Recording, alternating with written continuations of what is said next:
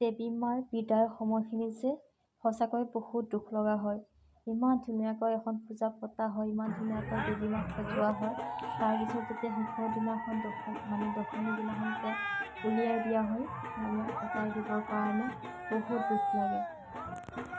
এনেকৈ যেতিয়া এটা এটাকৈ আমি গাড়ী উঠাই আছে, তেতিয়া সকলোৰে মনবোৰ যেন দুখেৰে